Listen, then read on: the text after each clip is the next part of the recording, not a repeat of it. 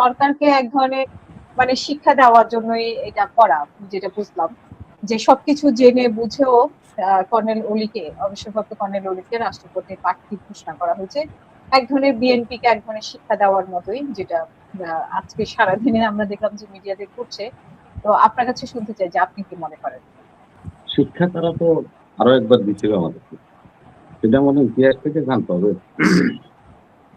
বিচারপতি বদরুল হায়দার চৌধুরীকে রাষ্ট্রপতি, এই ঘটনা মনে হয় আপনারা জানেন, তখন বৃহত্তর বিরোধী দল ছিল আওয়ামী লীগ, শেখ হাসিনা, জামাত ইসলাম সহ তারা প্রার্থী করেছিল, এবং এটা নিয়ে একটা কথিত আলাপ আছে, আমরা সবসময় পড়ি যে হাসিনার প্রার্থী বদরুল, বিচারপতি জাস্টিস বদরুল চৌধুরী তো গোলাম আজম সাহেবের পাও ধরে সালাম করছি, হ্যাঁ, নিজামী সাহেব মুজাহিদি সাহেবদের কাছে ভোট চাইছি। এই ধরনের একটা কথা আছে আমাদের দেশে প্রচলন। তো তখনও ওনারা আমাদেরকে শিক্ষা দিতে, আবার যখন সুযোগ পাইছে, এখন আওয়ামী লীগ নেই, অন্যদের নিয়ে আবার সুযোগ নিতে ওনারা আমাদেরকে শিক্ষা দিতে। শিক্ষা দেওয়ার মাস্টারটাকে চিনতে হবে, কারণ আমরা তো দলটা করি, আমাদের দলের মধ্যে বিদেশ কমিটি থাকে, এক একটা দেশের এক একটা লবিং করে। আমরা লবিস্ট হিসেবে আমাদের দলের মধ্যে দলের সিনিয়র নেতা আছে, এক একটা রাষ্ট্রকে মেনটেন করে। যখন শহীদ রাষ্ট্রপতি জিয়াউর রহমান রাষ্ট্রপতি ছিলেন, তখন এই কর্নেল অলি আহমেদ সাহেব তারা এডিসি ছিলেন, তিনি ইন্ডিয়ান ট্যাক্সটা দেখতেন। তো আমাদের দলে যখন উনি আসতেন, বিএনপি থেকে যে ওনার জন্ম রাজনীতিতে, উনি যখন আমাদের দল করতেন তখন এই ভারতীয় সাইডটাই উনি দেখতেন। ওনার সাথে আমাদের সাথে দলে যে বিরোধটা কর্নেল অলি সাহেবের সাথে শুরু হয়েছিল, সেটা হলো আসামের বিচ্ছিন্নতাবাদী নেতা পরেশ বড়ুয়ারা বাংলাদেশে ছিল, এবং 10 ট্রাক অস্ত্র চট্টগ্রামে যেটা ধরা পড়ছিল। এই বিষয়গুলি নিয়েই পার্টির অভ্যন্তরে তার সাথে একটা মতের পার্থক্য ম্যাডামের সাথে সৃষ্টি হয়েছিল। যেহেতু উনি ভারতীয় ড্যাক্স দেখতেন, ভারতীয় স্বার্থ দেখতেন, সেহেতু এটা নিয়ে তার কনসেপ্টটা অন্যরকম ছিল। ম্যাডাম কিন্তু এটাকে মাথা নত করেন নাই, এবং পরেশ বড়ুয়াকে উনি ফেরতও দেন। ভারতের অনেক চাপ ছিল, তারপরও দেন নেই। তারপরেই তো উনি আমাদের পার্টি থেকে বের হয়ে গেলেন, নিজের দল করলেন এলডিপি, উনি নির্বাচনও করলেন আলাদাভাবে। বিভিন্ন সময় বিভিন্ন ভাবে উনি রাজনীতি করছেন ওনার দল নিয়ে। তার দলও এখন আর সেই দলভাবে নাই, যেখানে দলটা ভেঙে কয়েকটা টুকরো হয়ে গেছে। উনি প্রায় এখন নিঃসঙ্গ, আর ওনার ছেলেটা আছে রাজনীতি। উনি রাজনীতি করবেন না বলে ঘোষণা দিয়ে ওনার ছেলেকে নমিনেশন পাওয়া যাচ্ছিল, জামাতের প্রার্থীকে বসাই দিয়ে ওনার ছেলেকে মূল ভারতে প্রার্থী করছিল। তো সেও পরাজিত হয়েছে, ওই আসন থেকে নির্বাচিত করতে পারে। এখন জামাতে ইসলাম এর সাথে তো আমরা সবাই দিবালোকের মতো দেখতে পাচ্ছি যে এরা ভারতীয় সাইড, ভারতের বিজেপির সাথে জামাত ইসলাম এবং তার জোট সঙ্গীরা সবাই দালালি করে। এরা সব রয়েছে, রব থেকে বেতনভুক্ত লোক, দেশটাকে নৈরাজ্য সৃষ্টি করে রাষ্ট্রটাকে ধ্বংস করে দেওয়ার জন্য তারা এই অলি আহমদের মতো ভারতীয় প্রোডাক্টকে রাষ্ট্রপতি মনোনয়ন দিয়েছে। এতে আমরা বিস্মিত নই, আর এতে আমরা খুব ভয়ভীতি পেয়েছি। ভারতীয় রয়ের সাথে কিরকম কি সম্পর্ক তাদের, মানে 11 দলীয় জোটের?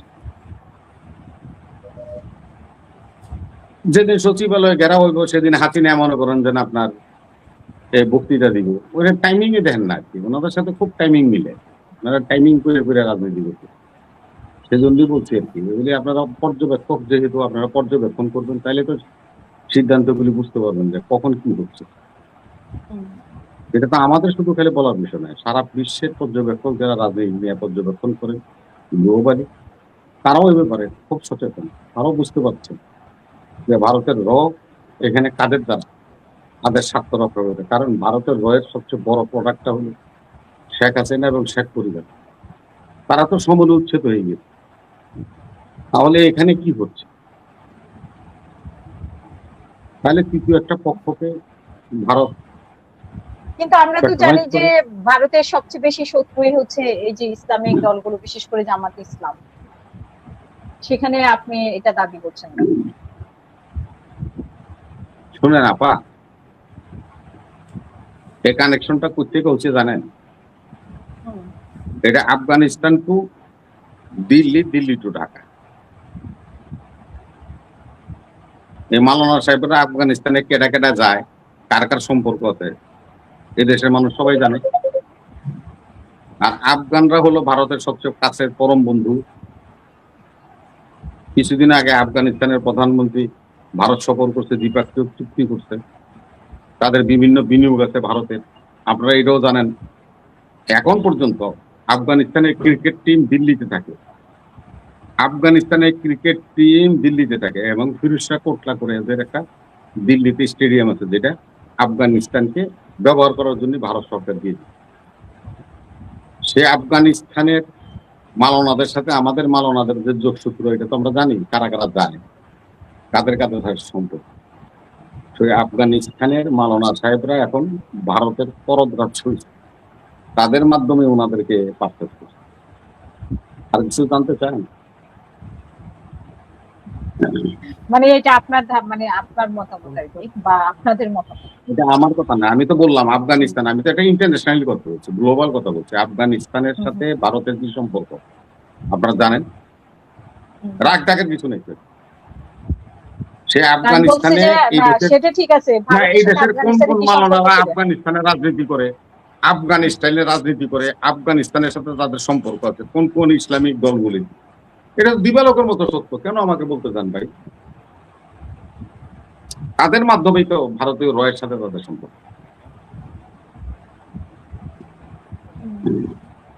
এখন রয়ের পরামর্শ মতোই কি কর্নেল ওলিকে রাষ্ট্রপতি প্রার্থী করা হয়েছে?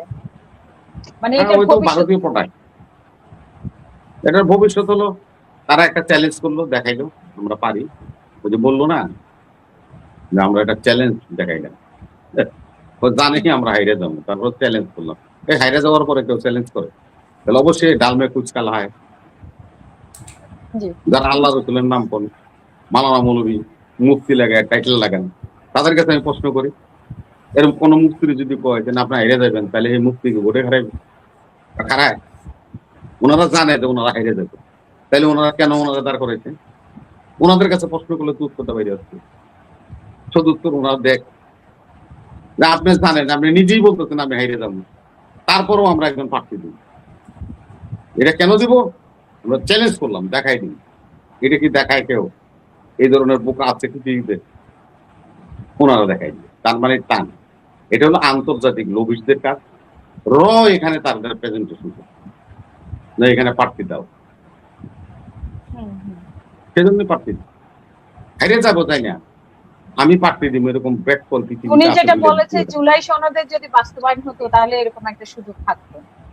জুলাই সনদ, না ওনার কথাই তো বলা গেল যে উনি জুলাই সনদ বাস্তবায়ন হয় নাই, ভোট দেওয়ার কোনো সিস্টেম নাই, এটা তো উনি সবই বলছে। তারপরে ওনারা খারাইছে, পূর্বের পূর্বের নিয়মে ভোট হচ্ছে, এটা চাইলেও ওনারা খারাচ্ছে। ওনারাই তো বলছে, উনি বলছে, ওনার কথা থেকে তো আমি বললাম, আমি তো আমার বক্তব্য বলছি না, উনিই তো বললেন।